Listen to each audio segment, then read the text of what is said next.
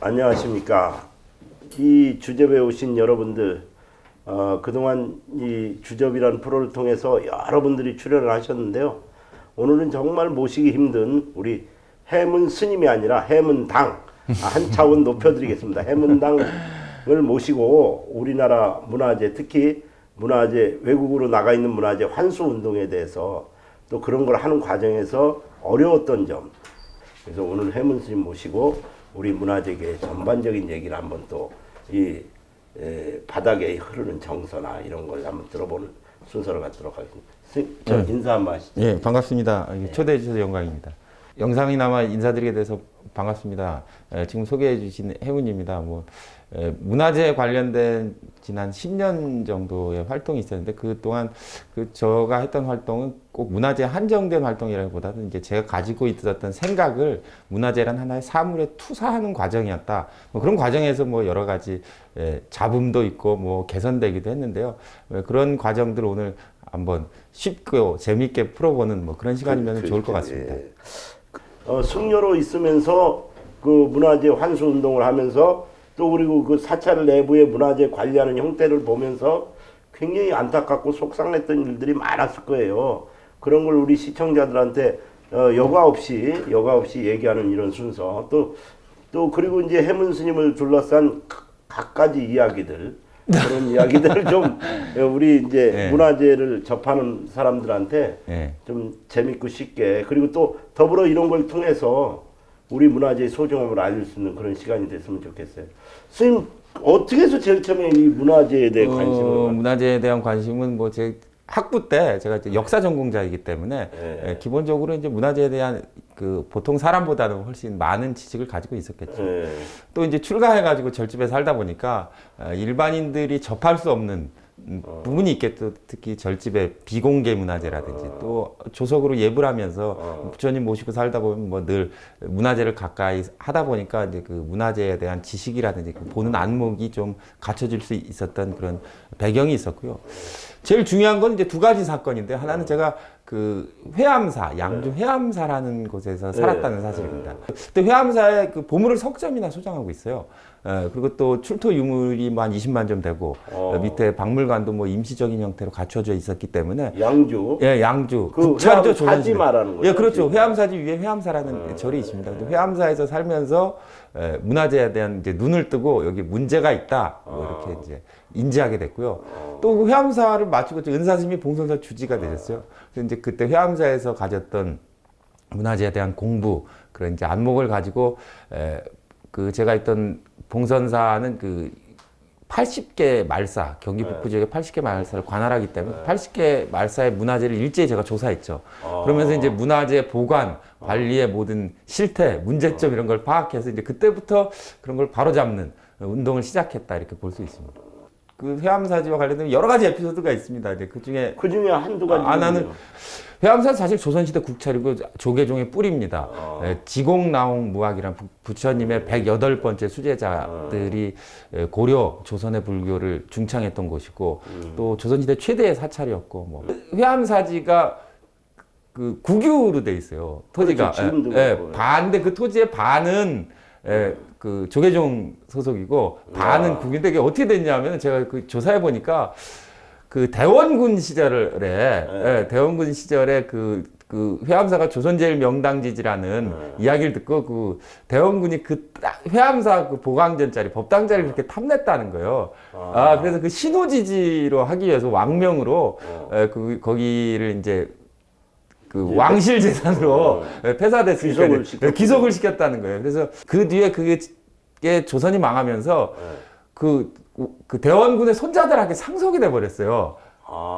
대원군의 손자가 장남이 히로시마 원폭 투하 때 8월 14일 사망했던 그분이 이제 돌아가시고 나니까 이 재산이 부인에게 또 상속이 된 거죠. 그 부인이 숙명여대하고 추계예술대를 만들게 되는데, 그때 학원 재산으로 추계예술대학 이게 이제 넘겨주게 되는데요. 그래가지고 그게 중앙여고 추계예술대학 재단으로 들어가서 토지가 해암사 토지가 엉뚱하게 중앙요금. 대원군 때문에 중앙요금 소유로 돼 있었던 거죠. 이 부분에 대한 문제 제기.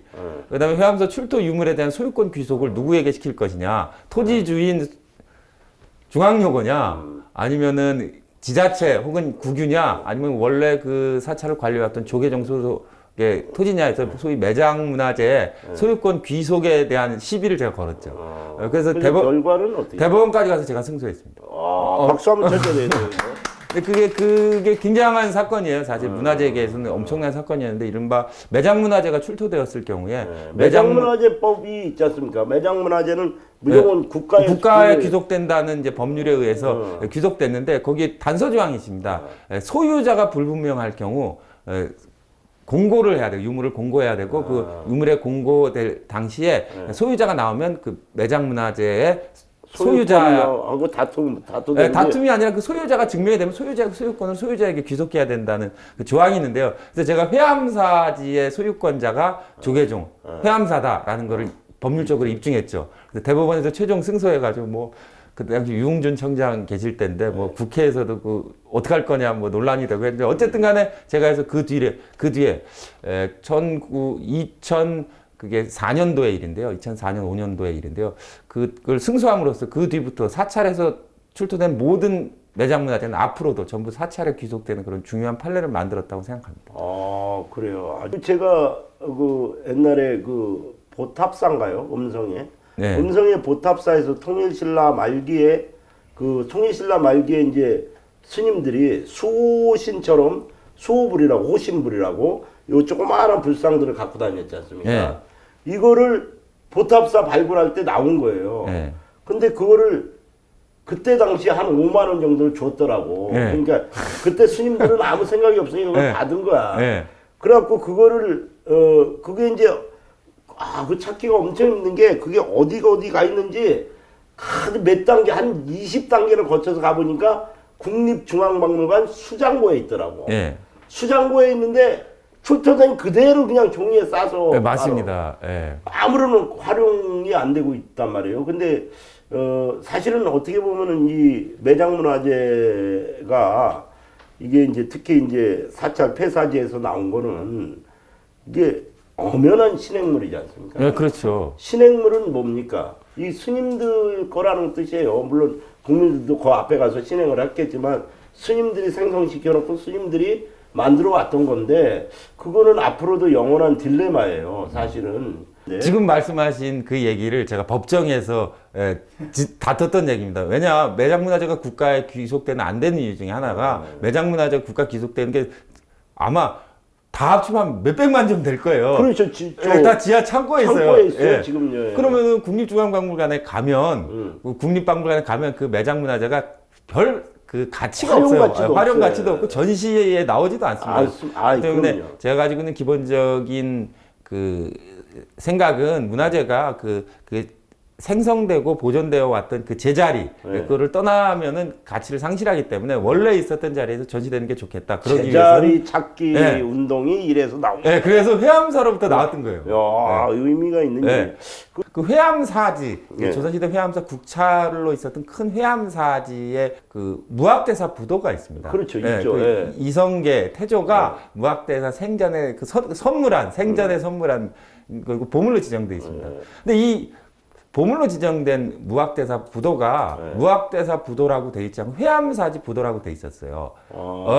근데 그 부도에 그 주인이 명확하게 확인된 경우에는 그 이름을 이렇게 붙이는 게 이제 뭐 상례고 다른 건 다 그렇게 돼 있습니다. 뭐 다른 부도의 경우에 뭐 이렇게 뭐 진갑국사 탑이 뭐 이렇게. 근데 그 무학대사가 맞는데 왜 여기 무학대사라고 안 붙이냐. 그래서 제가 강력하게 항의했죠. 그래서 문화재청에서 이건 맞다. 무학대사 부도가 맞으니까 무학대사 부도라고 해야지. 회암사지 부도라고 하는 건 맞지 않다. 이거 그렇죠. 보물 이름으로서 적정하지 않다. 제가 민원 내가지고 그걸 바꾸기로 했습니다. 근데 관보에 게재됐는데 제가 방송 중에 그런 얘기하면 좀 이상한데 무학대사의 그 버포가 널브렁, 노플융, 홍융 그 그 자비라고 할 때 자자, 지혜자 홍융자지국사예요. 홍융자지. 그 반부에 공구를 무학대사 홍융자지탑이라고. 아니 그래서 제가